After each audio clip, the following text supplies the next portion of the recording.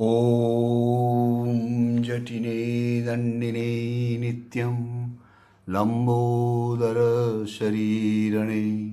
कमण्डलु निस्सङ्घाय तस्मै ब्रह्मात्मने नमः।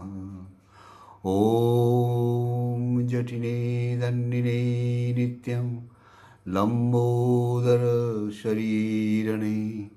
कमण्डलु निस्सङ्घाय तस्मै ब्रह्मात्मने नमः। जय गुरु जय गुरु जय गुरु, जय गोसाई जय गोसाई जय गोसाई, जय श्री विजय कृष्ण गोस्वामी की जय। भक्तगण सादर प्रणाम। आज के चर्चा का विषय है श्री श्री हरि शरणम। गोस्वामी जी को जगन्नाथ जी का आदेश प्राप्त हुआ। वो क्या आदेश प्राप्त हुआ, मैं आपको पढ़कर सुनाता हूँ।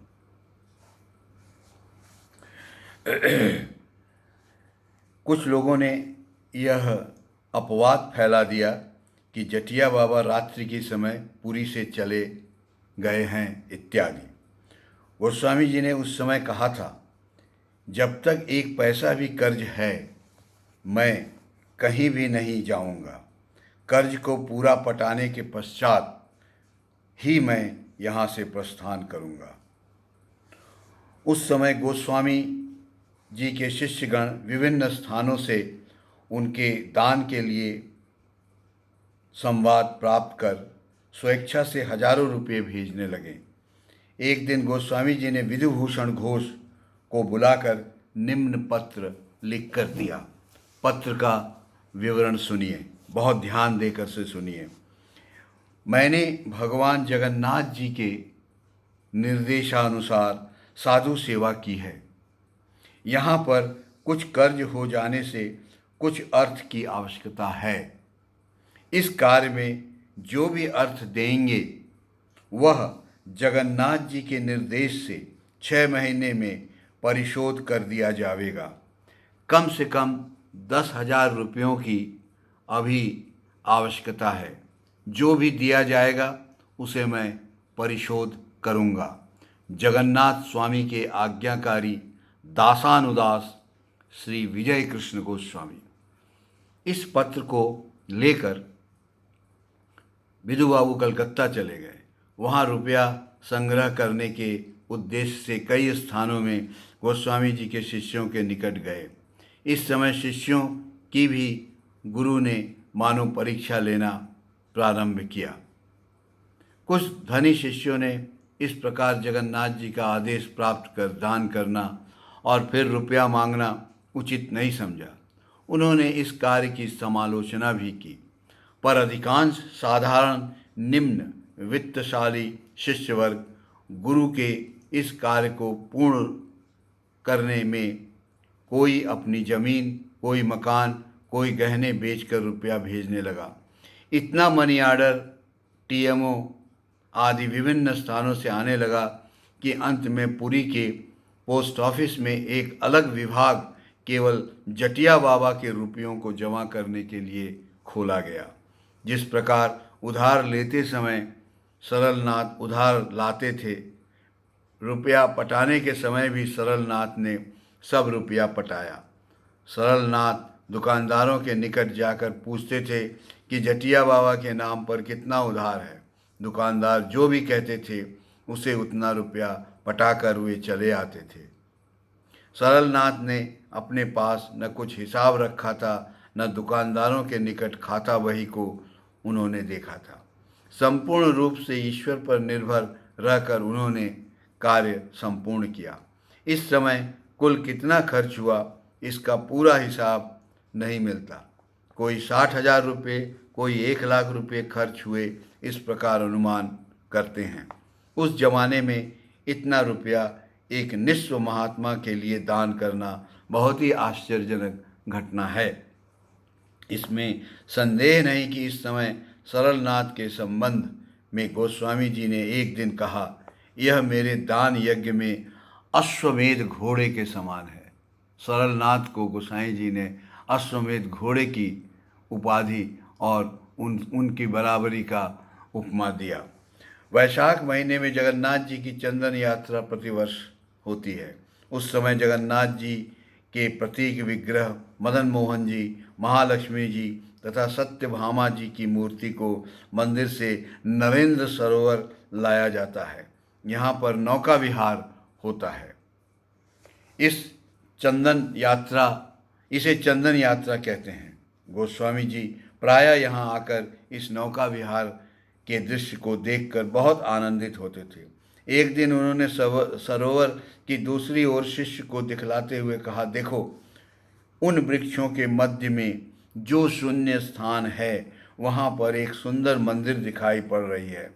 उसका ऊपरी भाग स्वर्ण की तरह चमकीला है। उस समय शिष्यों में से केवल महेंद्रनाथ को उस स्थान पर मंदिर का ऊपरी हिस्सा दिखाई पड़ा था।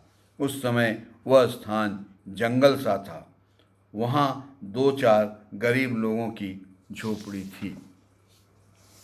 गोस्वामी जी प्रायः जगन्नाथ जी की महिमा के संबंध में कहा करते थे। एक दिन उन्होंने कहा, ऐसा मत समझना कि जगन्नाथ जी केवल लकड़ी के विग्रह हैं। साधकगण ध्यान से सुनिए, ऐसा मत समझना कि जगन्नाथ जी केवल लकड़ी के विग्रह हैं। गोस्वामी जी देखिए क्या कह रहे हैं अपने शिष्यों को, ध्यानपूर्वक सुनिए।